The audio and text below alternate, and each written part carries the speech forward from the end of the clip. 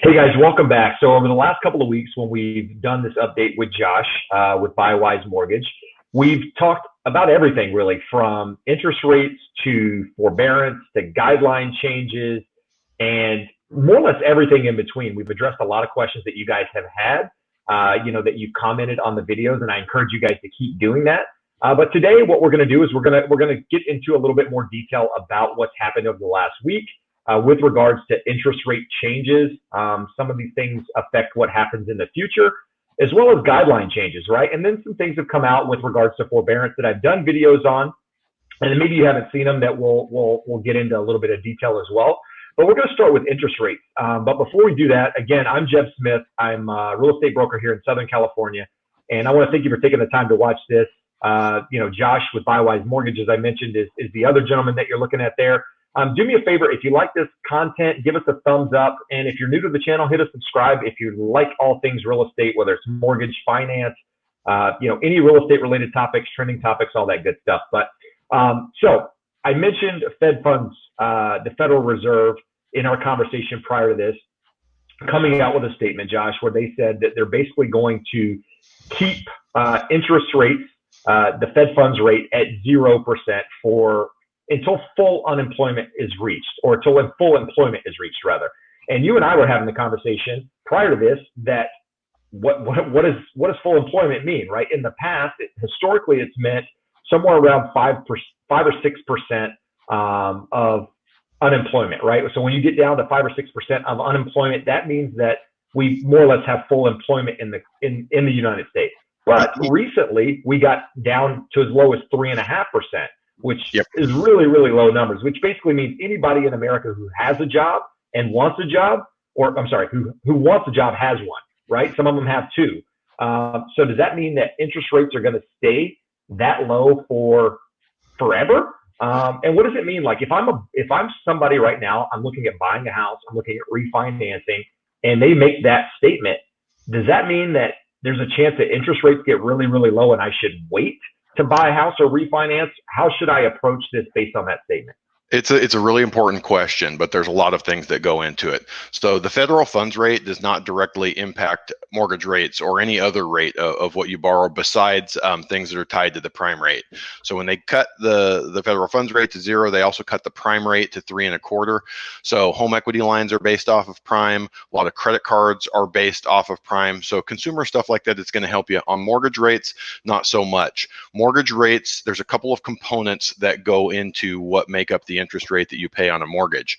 You have what mortgage-backed securities are selling for on Wall Street, and those have tracked pretty closely with Fed movement. When the Fed cut to 0, they also stepped in and started buying mortgage-backed securities. So we remember interest rates go down when the price of the bonds go up. Mortgage bond prices are at all-time highs. So when they say, hey, we're going to keep rates at 0, they're probably going to do their best to also keep mortgage bond prices at or near all-time highs. The big thing that we're seeing right now is a secondary component to the mortgage interest rate that you're paying is what servicers, the people that you make your monthly payment to, are willing to pay to acquire the servicing rights. They get paid a percentage of your monthly payment to service your loan, and they'll pay a premium upfront to buy those rights. Right now, because of everything that's going on with forbearance, no one knows what those rates, servicing rights are worth. And if the servicers are uncertain what happens with rates going forward and rates might go down, the servicing rights that they own on their portfolio are devalued because they're likely to lose some of those loans as people refinance going forward. So servicing rights right now are basically at all-time lows. So we're seeing rates higher than what they should be. Our historical number that we look at is the 10-year Treasury plus 1.75 for the last 10 years or so, up to about 2% is what your 30-year fixed would look like. So if we're at 0.64, 0.65, we closed whatever the market closed at yesterday on the 10-year Treasury, mortgage rates should be at about 2.65 or a little bit lower than that. We're nowhere near that because of two things. We have lender capacity issues, and then we have those servicing issues. The capacity issues are slowly working themselves out. The servicing stuff is going to be a bigger issue. So everything that we're looking at here I hate when you watch, and we live in the age of experts. So someone is an expert on something. They can't go on TV. They can't go on the internet and say, I'm not sure. So they tell you this is going to happen. This is the way it's going to be. Everything right now is going to be really data dependent. That's what the Fed was telling you with that move. And essentially what they're saying is until we get to full employment, whether they consider that 5% unemployment, 3.5% unemployment, they're going to keep rates pinned near that lower bound. There's a million other reasons. The Fed does not directly control interest rates. If investors that are buying treasuries, buying mortgages, feel like they need a higher yield, if there's no demand for it, yields will go higher regardless of what the Fed does. But the Fed is using every tool in their arsenal to keep them low, and they're going to be data dependent. One piece of that data is obviously where unemployment is at and where that goes, going forward. You and I were talking about the weekly jobless claims reports. They're starting to moderate. Everyone's expectation was when this thing first hit that we were going to see unemployment go to 20%. Now it's looking, depending on what happens in the next month or two, that we won't quite hit 20%. The initial jobless claims, which had peaked up over 6 million in a week compared to like 250,000 prior to the COVID crisis, we're down at like 3.4, 3.5 million. Still, it's an astronomical number any way you cut it, but much better than it was. But because the continuing claims, the number of people who remain on unemployment have gone down, largely due to the Paycheck Protection Plan. Some employers realizing, hey, they kind of panicked furloughing, letting people go.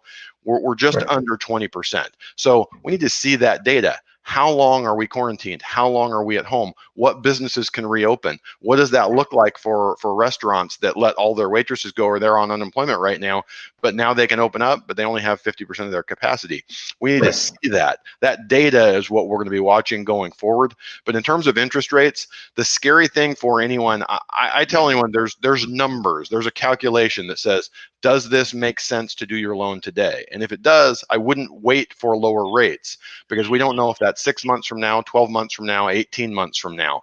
The lower the rates go, it means that the economy is doing worse, that we're not recovering as fast as possible. The faster things recover, the less low rates will go. We also have other issues of how solid is your employment? If rates go lower because the economy is not doing well, do you have a job?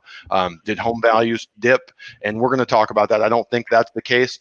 But if the numbers make sense and you can do a refinance at low to no cost right now, absolutely do it. And if in 12 months, unemployment is still at 10% and rates are super low and we see a 2.75 30-year fixed mortgage, by all means, you can do it again because you don't have sunk costs. What I'm seeing that's crazy, especially on the high balance loans and some of the other products, I hear people calling and saying, I talked to someone and they can get the rate that they want, but I have to pay $7,000 for it. I wouldn't pay $7,000 for anything right now when there's a good probability that rates will go lower. If a loan makes sense right now at low to no cost, by all means do it. If someone's asking you to pay a bunch of points, that's a sunk cost. You're never getting it back. I wouldn't do that in the current market when there is a probability of rates going even lower. Got it. So you said two things in that I want to elaborate on.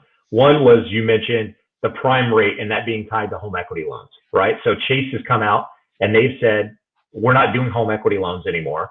If you have one, that's great. We'll allow you to use it, which they may even cut that off at some point in the future just because of everything going on. But right now you have them, you can use them. Now, Wells Fargo came out this week. Again, another big bank. These guys are the leaders, if you will, in the industry with regards to home equity loans and that sort of thing. So it's probably a trend that other banks are going to follow. Maybe you can elaborate on that in a moment.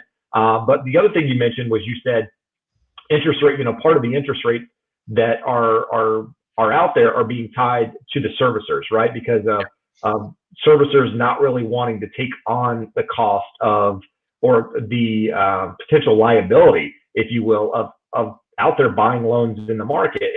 And that takes us into forbearance, right? Which I've talked about in the past, but I want to elaborate on something that just, for those who haven't maybe seen that video, is that, when you make your mortgage payment every month, right, you're making it to, in most cases, you're making it to a servicer, not to the person that actually owns your loan. And then your servicer, that person you make your payment to, is then required to pay the mortgage bondholder the interest on the payment that you're making every month. Well, for the longest time, we're not the longest time. I mean, we've only been in the 6 weeks, but it felt like a very long time. There was no expectations. There was very little knowledge of what would happen if you allowed me to get forbearance. Say you're the servicer, you offered me a 3-month forbearance. There's no knowledge to see what would happen if it went beyond that. Well, Fannie and Freddie have come out and two things this week. They've come out and they've said, if I'm not able to make my payment for more than 4 months, essentially Fannie and Freddie are going to step in and pay the bondholders on behalf of those servicers. That does two things. The first thing it does is it gives those servicers some expectations, right? It gives them some expectations of how their books will look if it goes beyond that 4 months. And it also gives those servicers the ability now to offer real terms to somebody that's suffering, right? Fannie and Freddie have come out and said, they should be giving you up to 6 months initially, and then an additional 6 months if you need it, where, you and I are hearing from multiple people that they're only getting 3-month terms. Yeah. And now that there's some backing to that, those terms should be offered to pretty much everyone now because there's some liquidity coming in there. There's some backing because of that. But more importantly, they came out this week and they said, hey, look, if you've been told that you have to pay your forbearance, that those missed payments in a lump sum, that's incorrect. You are not going to have to come back and make any large payment at one time unless you're able to do so, right? So that's huge because, there's a lot of people that reached out on the videos that we've done and said, I took it because that was all that was offered to me. I needed something. Yeah. I don't know how I'm going to repay it, but now they've come out and said, hey, look, you now have options. Well, they'll work out a payment plan with you. They'll work out something with you to give you the ability to repay. So I wanted to throw that out there because it's something that came out this week, and there's not really a lot to dive into because it's really just that. If you want to see more videos, I'll link to them above where you can kind of catch more information where I talk specifically about forbearance and how that works. But I brought up to you home equity lines, right? And before we got into the forbearance thing. So how does home equity lines, even though they're tied to prime rate and whatever, how does that, like if I wanted to go out and get a home equity line today, can I get one? Or, where does the market you can. It's going to be a heck of a hunt. So the big difference between home equity lines and anything else is there's no secondary market for home equity loans of credit. The secondary market, private label investors that were selling into Wall Street got so crazy with home equity lines of credit in the last downturn, going to 100%, doing stated income, doing just the most insane stuff. In a past life, I was the VP of Consumer Direct Lending at Stearns Lending, and one of our top products was through Hong Kong Shanghai Banking Corporation, HSBC. It was 100% stated income subprime HELOC. Just think about that. Those are three things that should never go together. But we were doing a ton of them and they were asking for more until they weren't. And what we saw, because those are in a second position, because they were the high loan to values, the most horrific losses in the last downturn were on those products. And as a result, no one has come back into the secondary market. So really, you have banks and credit unions are willing to do home equity lines of credit, and they're much more conservative. Some of them will go to 95. I've seen the crazy one out there saying 100, but it's really for squeaky clean 800 credit score borrowers, 35% debt to income ratio. So the big banks, as you've already said, they're either not doing them at all or cutting them way, way back on loan to value. The biggest bank in the wholesale space. So we're a broker. When we go to place a loan, almost every one of our lenders has a relationship with TCF Bank that allows them to do the home equity lines of credit. They just came out last Monday as well, and yesterday was their last day of accepting submissions for any home equity line of credit. I'm sure TCF Bank, if you went directly to them, you probably could retail get one through them. But what happened is, as things got crazy in the jumbo market, as things got crazy in the high balance market, a lot of people were doing the smart thing and switching to a combination loan, putting a portion at a lower loan amount with a big HELOC with it, and banks just weren't. That's not you. They model their volume and their risk to say what they're comfortable for. When the model gets broken and now they're doing 2-3 times the volume at twice the average loan amount, they're just not equipped for that risk. So the different thing between this downturn and that downturn is they all lost their asses and they never wanted back in the market. I don't. we're going to see that when we get into the discussion on home values. We're not going to see these things underwater. We're not going to see them selling for tenths of a cent on the dollar in the secondary market. They'll come back. But as everything here, it's all data dependent. If by July most people are back to work, unemployment is in the low teens, working its way down under 10%, we'll see those products come back. And it's also going to have a lot to do with how does the mortgage market normalize. If we see high balance rates for loans above $510,400 normalize, we won't have as much of a need for HELOCs. They wouldn't have as much demand there. If jumbos come back into the market in a way that works for a lot of the jumbo borrowers, that will normalize that. So I don't think it's a thing where we really didn't have HELOCs for 3 or 4 years after the last downturn. We'll have them back, but it could be 6 to 12 months before they come back. Right. So you mentioned something there that I want to just dive into. We don't have to get into deep detail on this, but you mentioned that you were able to do a home equity line up to 100% of the value of your loan, right? So home equity lines now, right? I don't even know what you can go to on loan to value. But the bottom line is most of these banks, they see what happened in 2007, 2008, and they know that there's risk associated with that, right? Whereas back then it was like, hey, there's no risk. We're just going to keep doing this until we can't, like you mentioned. But now they see there's risk, so they've been cutting off certain programs because they don't want essentially that to happen like it happened in 2007 and 2008. Now, the reason I bring this up because there's a lot of people saying, hey, there's a big foreclosure wave coming. There's all of these people that have gone on forbearance are going to foreclose on their property. Everybody's upside down on their mortgage because home values are dropping. And it couldn't be further from the truth, right? I'm not here to tell you that in 6-8 months that the market's going to be up 5% or 10% or that you should go buy a house today.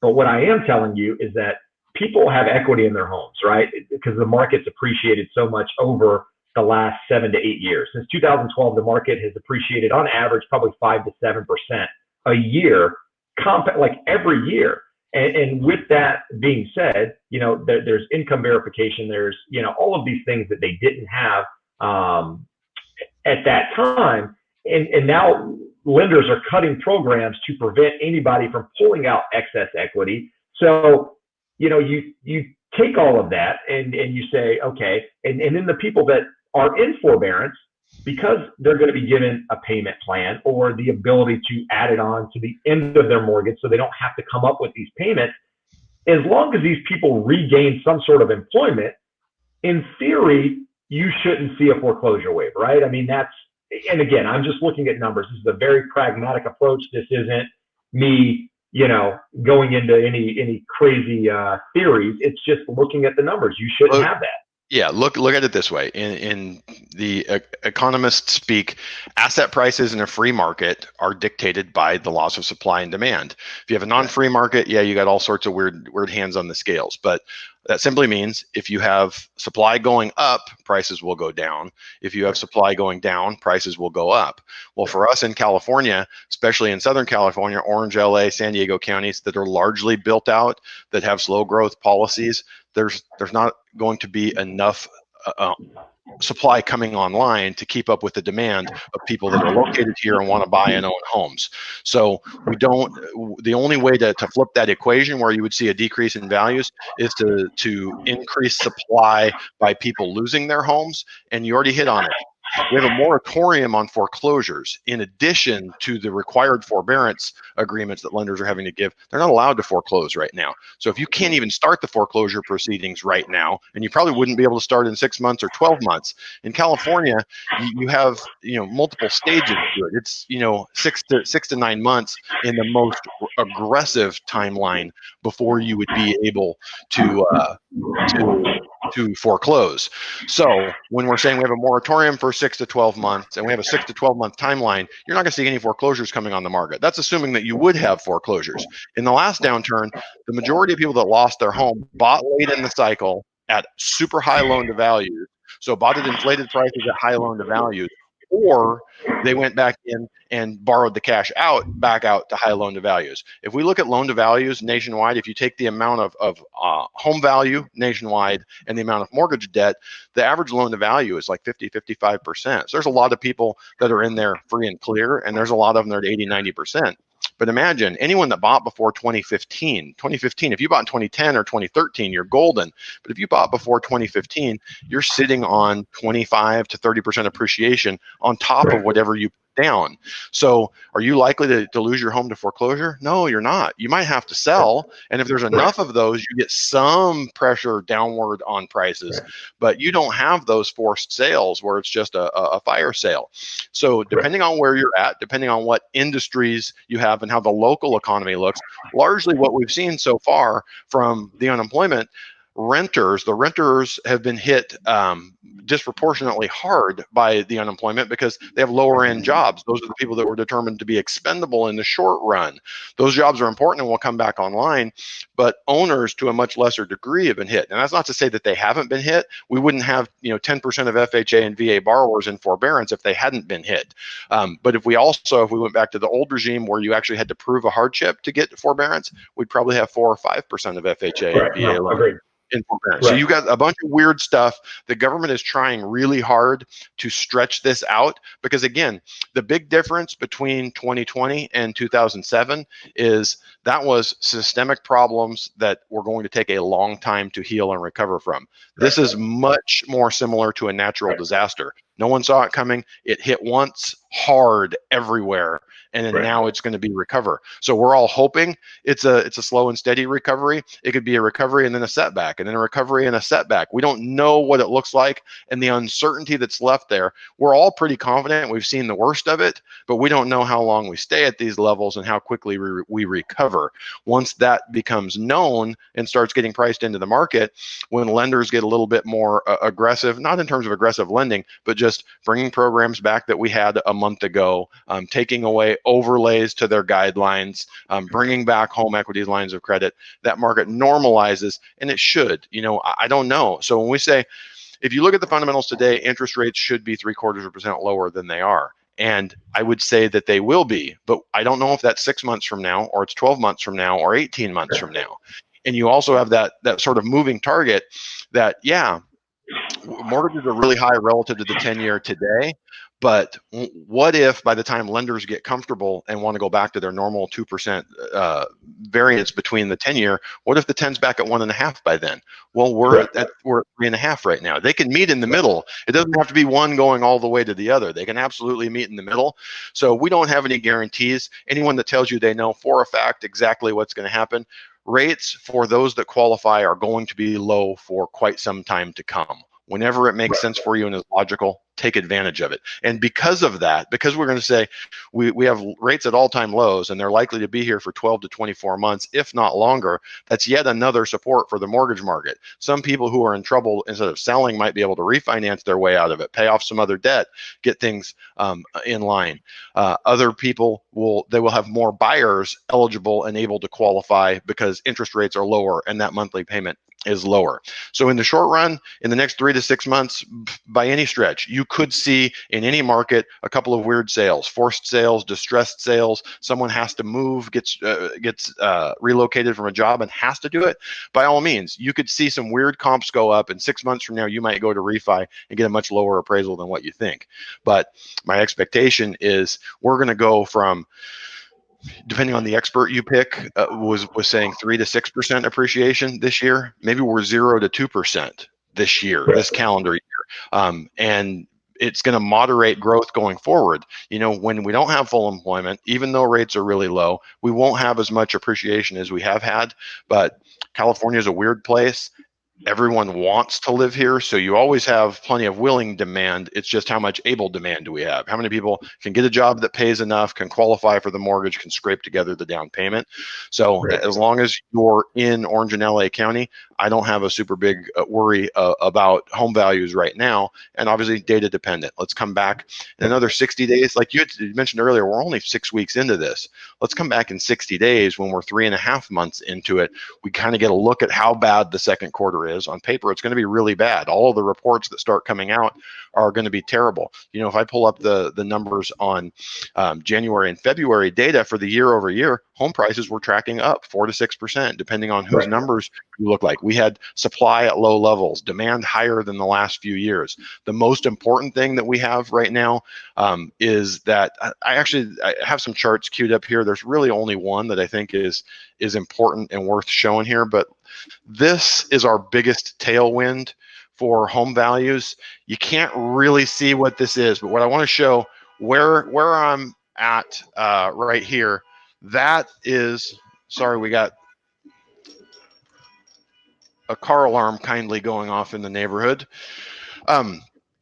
This cohort right here is baby boomers, age 55 to 59. It makes up 11.27% of the population.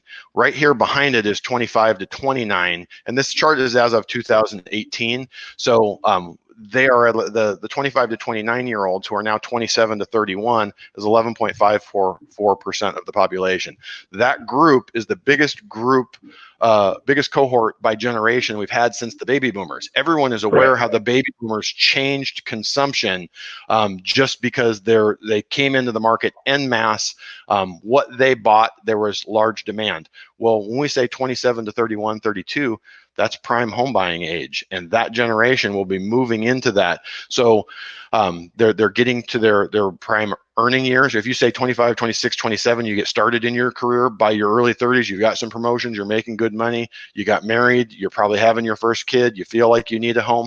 That's going to give tailwinds to the market. Now, again, a giant downturn in the economy will change everything, but we've got demographic tailwinds. We've got low interest rate tailwinds. We've got supply demand imbalance in our favor. There's just a million reasons why we're not going to see a large decrease in home values as much as some people want it because they feel like they're priced out and would like to have lower prices.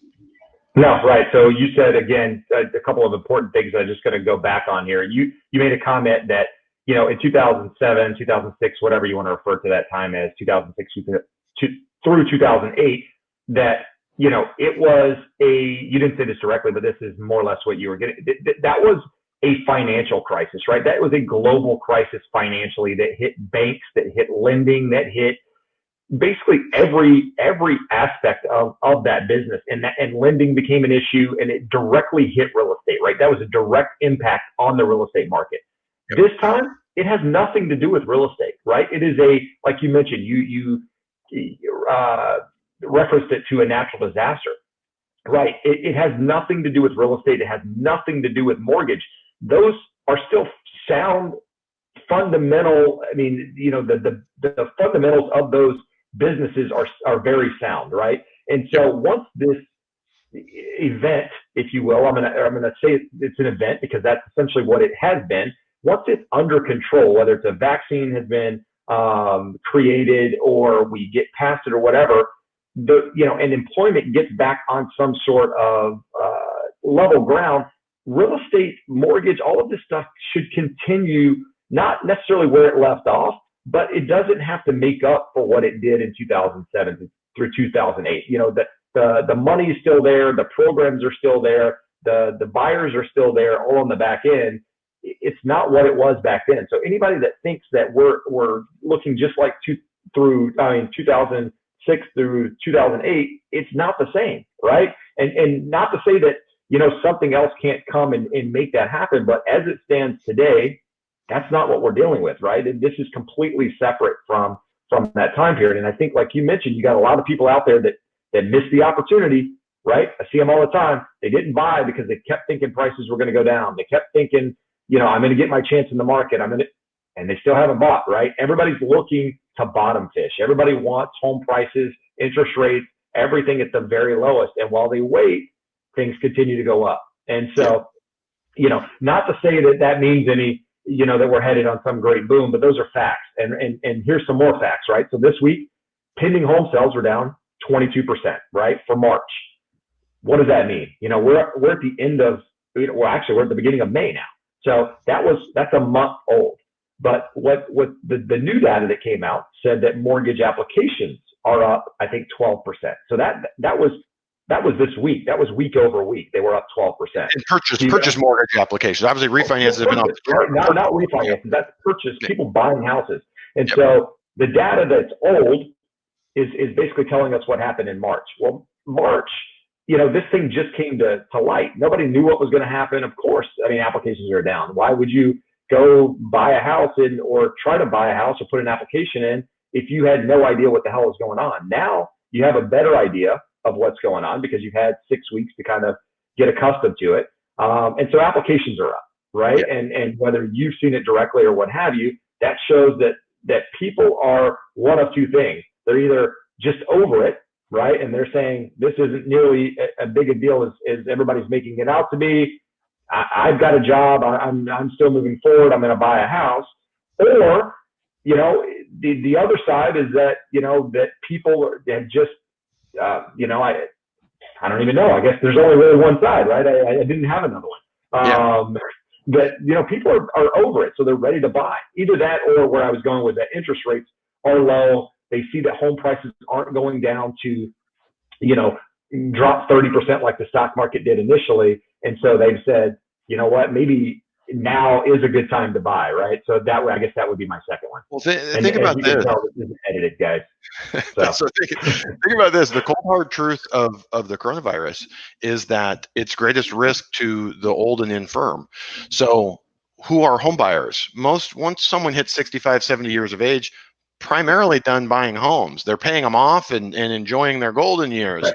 So it's not impacting a lot of what we have here. And the second piece I want to say about that, 30-year-old, 40-year-old, they're concerned and aware of the issue and realize that what we younger people do protects those that are older.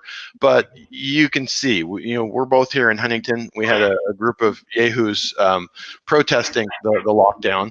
But a month ago, that would have been unheard of. Everyone would have gone down there and said throw them in prison.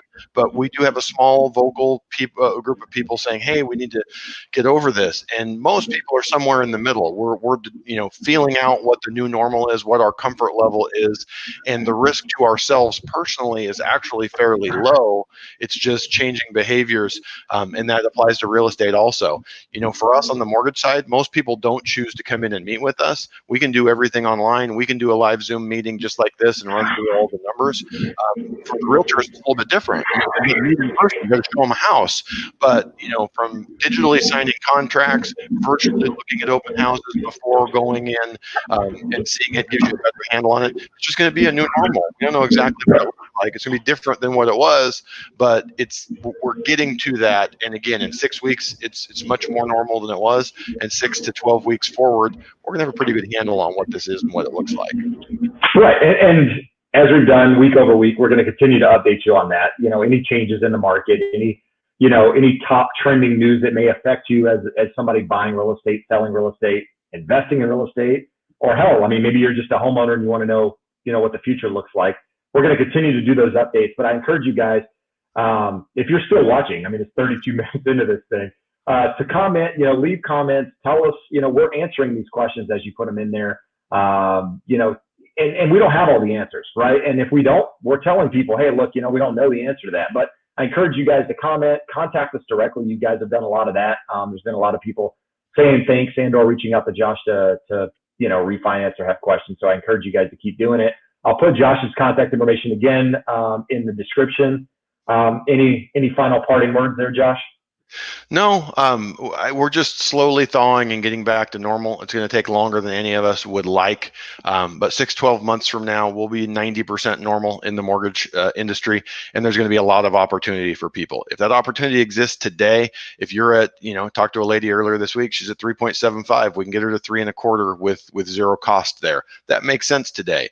Talk to someone else. It's a high balance loan. The numbers aren't there. So we're just keeping a watch list, keeping in contact, keeping people up to date. So watch the videos, check in with us. Most everyone's going to have an opportunity to benefit from these low rates before this is over. Cool. So, I think that's a good note to follow to end on. But thank you guys for watching. All right. Have a good one. See you next week. All right.